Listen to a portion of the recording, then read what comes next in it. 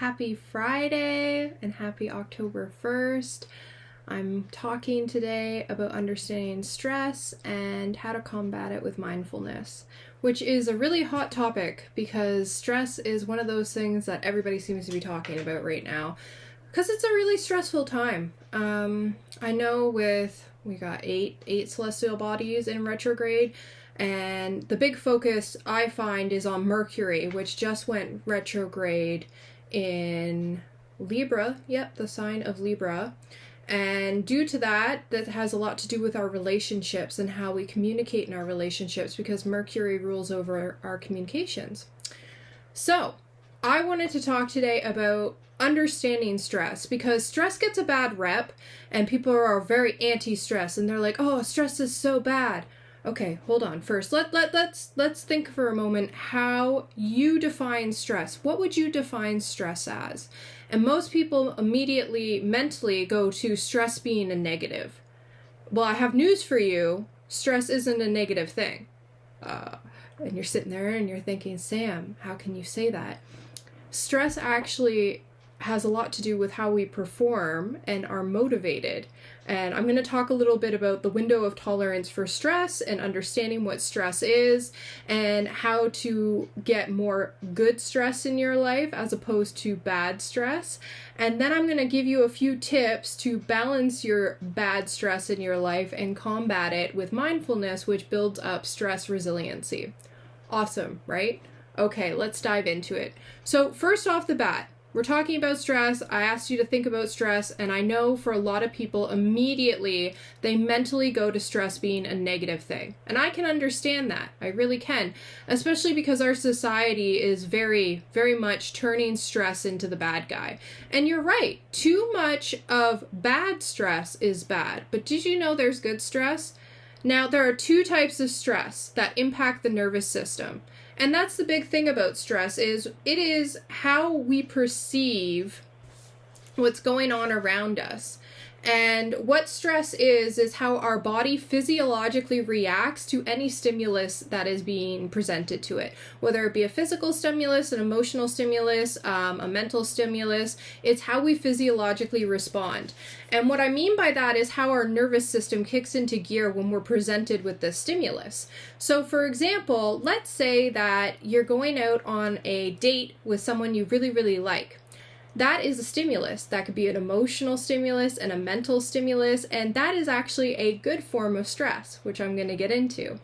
Whereas having too much going on at work, too much work is piling up, it's a pandemic, you're feeling overwhelmed, that is too much bad stress. You see what I'm saying here?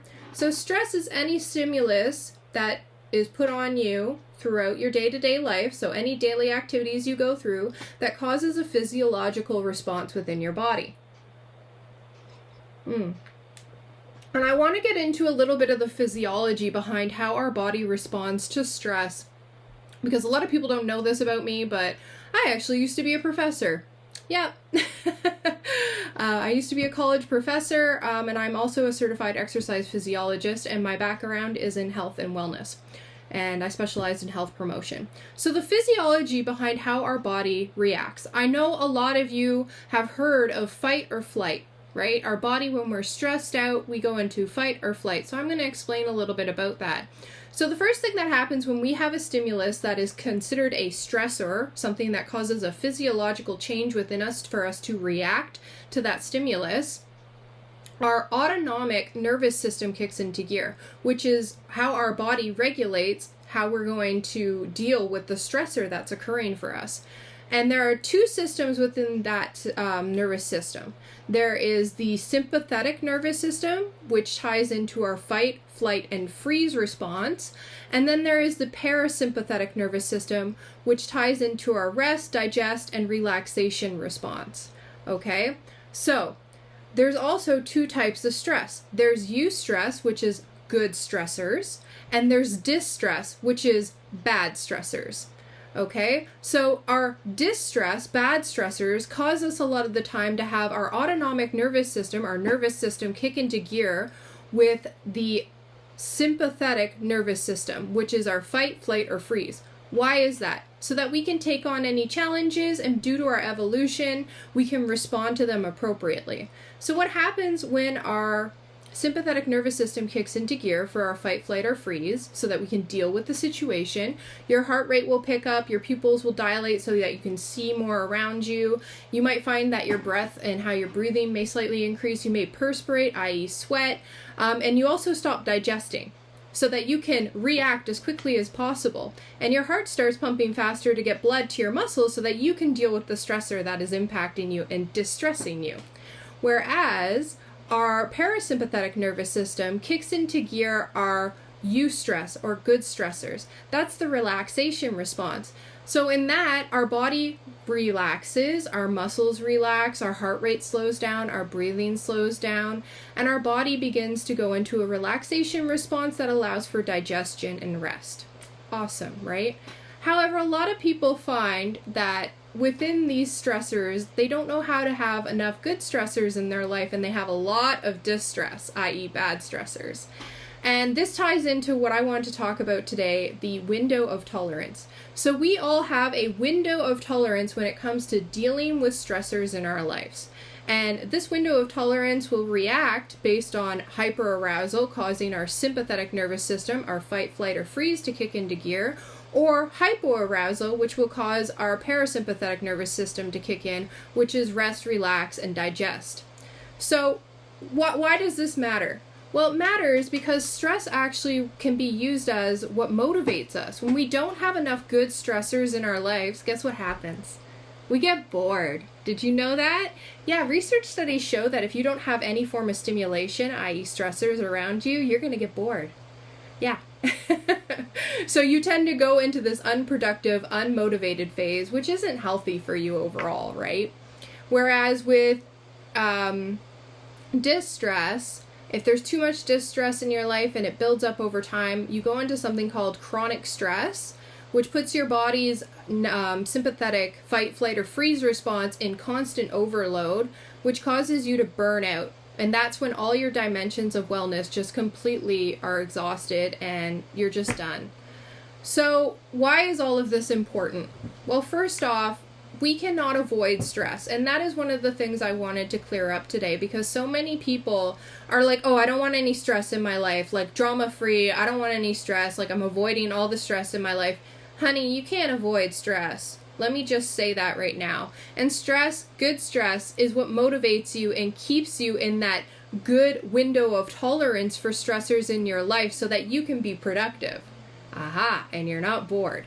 So you're saying to me now, okay, Sam, so what's the difference? Like, what are good stressors and what are bad stressors? So, good stressors is when you have your sympathetic nervous system kicked in and you're responding in a more kind of relaxed but good way. So for example, going on a date with someone is a perfect example of a good stressor. You're going to have the same symptoms that you would for a distress, right? Your heart rate's going to pick up, you may perspirate, your pupils will dilate, those types of things. However, it's something that you're excited about. And the reason that we need good stress in our life is it helps us combat the distress in our life. Other examples of good stress in our lives include laughing, exercise, being intimate, wink, wink. And they also help us release stress within our physical body so that the stress can dissipate. Now, distress is when the stress is constant on the sympathetic nervous system, causing the fight, flight, or freeze response continually, and there is no dissipation, which means it's a continuous stressor and it's continuously distressing you. Okay, so one of the things you can do to combat the distress in your life and help keep you within your window of tolerance for stress and bring more eustress or good stress into your life so that you can dissipate that distress is mindfulness. And you're probably wondering, Sam, what's mindfulness? I know I've heard the word, but I don't actually know what that means. Mindfulness means to be mindful of the moment and be present in the now. And it's based on ancient Zen teachings and has a lot to do with being aware of not living in the past or living in the future, but living in the moment. And what mindfulness does is research studies have shown that people who practice mindfulness on a regular basis have higher distress tolerance, meaning they have higher stressor tolerances, meaning the stress around them doesn't cause them to go into fight or flight or freeze as quickly as it does other people and burn them out. You see what I'm saying here? Okay, so what are some ways that you can practice mindfulness? So one of my favorite ways to practice mindfulness is making time for self-care. Making time for self-care is something we all need to do, especially right now during the pandemic, and making sure that you're taking time out for you to rest and recharge, and initiating that parasympathetic, that rest, digest, and relaxation response to help balance out your window of tolerance for stress, as well as balance out your nervous system. So one of the other things I always tell people is to take relaxation yoga classes. So for example, restorative yoga or yin yoga, very slow moving yoga classes that help activate the parasympathetic nervous system to help you relax. Getting out in nature is another mindfulness practice, and being within the moment and noticing what's going on, focusing on your breath, focusing on the nature around you, turning off your cell phone and just being present. Even taking like 10 to 15 minutes to start your day out, where you might do a few really relaxed yoga stretches and just turn your phone off and be present while you just relax and focus on your breath, is a perfect way to begin a mindfulness practice. One of the other things I wanted to talk about when you're feeling really distressed, i.e. stressed out, is to practice grounding skills. So I talk a lot about grounding skills, especially within the energy work that I do. And grounding skills can really serve as a life preserver in those moments of distress when we're feeling really, really overwhelmed. And what they do is these skills help bring you back into your window of tolerance and help activate the parasympathetic nervous system and calm the stress response so that you can be present in the now. So here's some ways that you can tap into grounding. First things first is I always like to take my socks off if you are somewhere where it's warm enough to do so and go get my feet on fresh grass or the ground outside. Why? Because that activates sensory within our pads of our feet and help us to take notice of being present in the now. There's also the electromagnetic pull from the earth that helps activate our personal chakras and helps realign us energetically and ground down through our root chakra. So that's one way to do this. Another great grounding skill that I really, really enjoy is, of course, meditation. Focusing on the breath. Doing even a quick 5-minute guided meditation can be a great grounding skill to help bring you back into the present moment. Taking a walk in nature is another great way to do this, and making sure that you're focusing on your breath, taking notice of your inhales and exhales and just focusing on that and allowing that to anchor you into the moment of now. Music is another great way that you can ground down as well. If you have a favorite song that is attributed to a happy memory within your childhood, I always recommend to clients listening to that song because it'll help bring you back to happier times, and then focusing on your breath and focusing on moments in the now. Oh, my camera's sliding. Whoops. Another great way that you can turn off your stress response, i.e. your fight, flight, or freeze, is to begin labeling things within your immediate surroundings. Why? Well, when we go into our fight, flight, or freeze, your brain actually, you have something called the amygdala inside your brain, which is how you emotionally respond to things.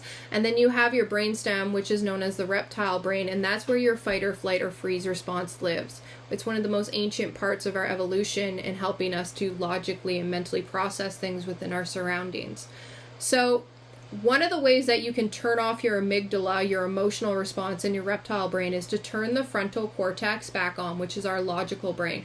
And one of the quickest ways to do this when you start feeling really stressed out is to begin labeling things around you. So for example, you're noticing there's a red pair of scissors, red scissors, or black cup, or blue glasses. When we begin labeling things and orientating ourselves within the present moment, it flips on that frontal cortex, which relaxes the amygdala or the midbrain's response and the reptile brain's response. And that can be another great way to ground you within the moment of now. So yeah, that's pretty much all I wanted to talk about today. If you're interested in learning more about this, let me know in the comments. I'm really passionate about it. It's something that I love talking about. And I also wanted to mention that my Rest and Manifest Circle is coming up not this Saturday, but the following Saturday. And within that circle, I take you through learning how to use your manifestation skills with the new moon. I take you through understanding lunation cycles and how they can be utilized, as well as how to tap into your chakras and understanding your chakras and which chakra is highlighted with the specific new moon lunation. And then I take you through yoga nidra and a distance Reiki healing for that specific chakra. And I even give you a free mini tarot psychic reading to help guide you spiritually, and even a free gift from me of a 10% off coupon for any future services.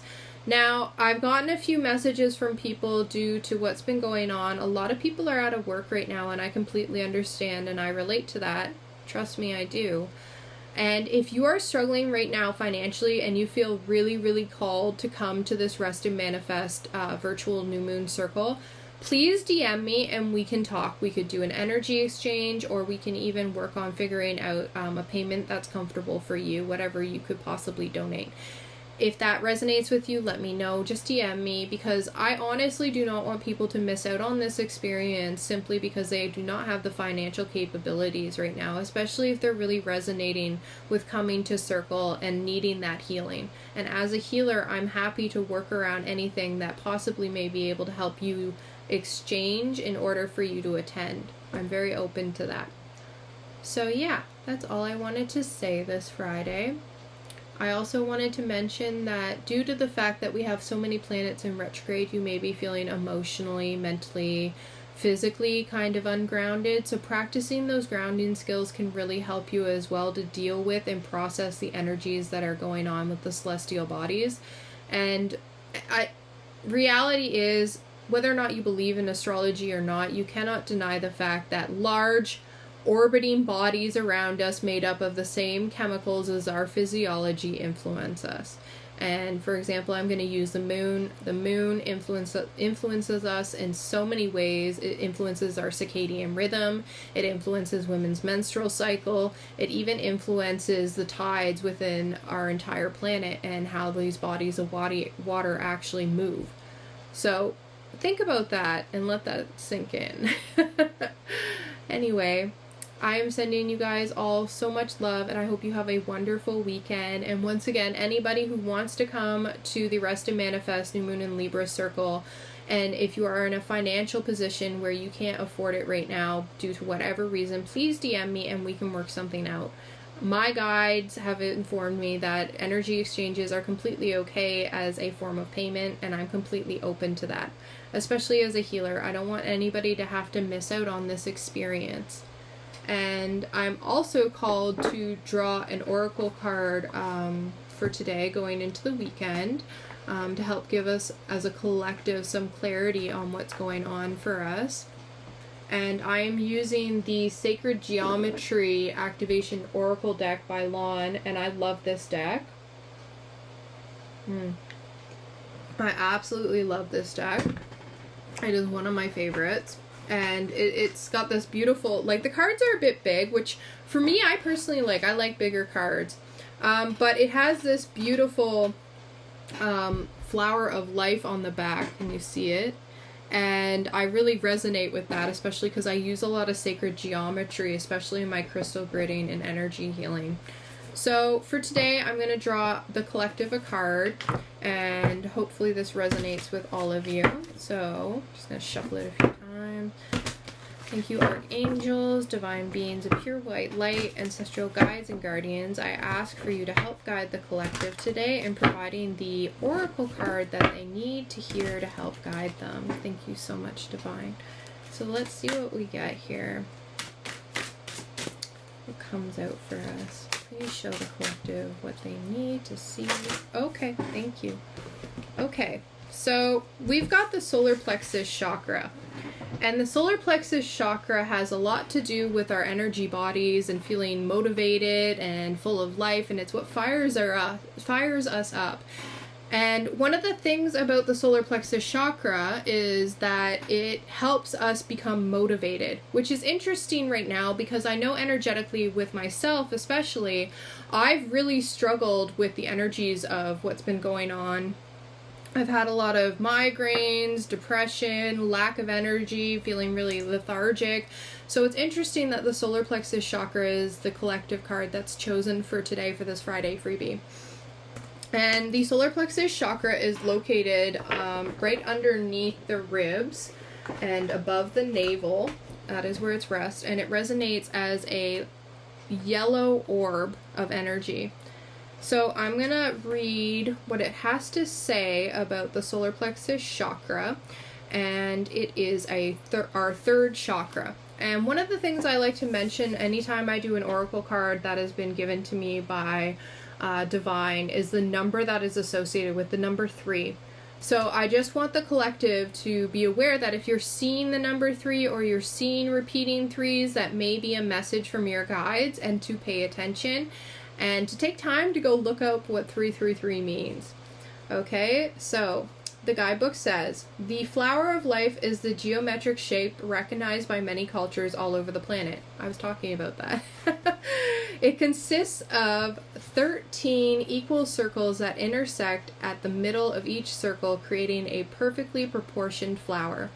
As a symbol, the flower of life represents the universe as a whole, as well as the harmony in which all separate components of the universe work together. This beautiful pattern is often used to indicate our understanding of our connection as humans and as spiritual beings to the whole. The color yellow is associated with the third or solar plexus chakra. This is located in the area of the diaphragm below the breastbone and linked to our sense of self, our authority, and our personal power. It is the area of our personality and our ego. Yellow helps us to think clearly and increases our awareness and stimulates our curiosity. It also strengthens our vitality, our life force, and our energy. Its sense is sight. So what I love about this book is it also comes with these little try this to help and assist you in activating this frequency of the solar plexus chakra. And it's try this moment is go inside yourself for a moment and think about what is important in your life today. Do you spend your days going about and doing what you love? Do you feel satisfied? Do you feel you're an important part of this big puzzle we call life? Ooh, these are deep questions. Most of us have that one thing that we love doing and we're really good at. What is your one thing? And while I was reading that, I got a download from Spirit, and that is the one thing that I think is really important right now, is resonating with what lights us up, what lights up that solar plexus chakra. And that has to do with doing things that bring us joy. And we're all gifted in certain ways, especially creatively. It may be that you're a very good artist or a writer or a cook or a knitter or whatever, painter. And tapping into that one thing that brings us joy. And Spirit just said to me as well, is when we tap into those things that bring us joy, not only does it activate and balance out our solar plexus chakra, increasing our life force and our vitality and our sense of self, but it also combats stress. And that's the reason that they presented this card as well, is joy combats distress in our lives, right? The more joy we have, the more happiness we have, the more we're not paying attention to those distressors that cause us to get too much in our head and overworking our sympathetic nervous system and our fight or flight response. So think about the things that light you up, and I want you, as you go throughout your weekend this weekend, to possibly take some time to do some of those things and see how that shifts your energy. Notice when you're doing the things that you love, what ends up shifting for you. And you may notice that the exhaustion, the fatigue, the grief, even feelings of sadness will begin to just disappear simply because you are bringing joy and light into your life by doing the things that light you up. So I'm going to leave you all with that for this Friday, and I hope that you have a beautiful, blessed weekend, and I'm sending you all so much love. You take care now, and I will talk to you all next week. Okay, bye-bye.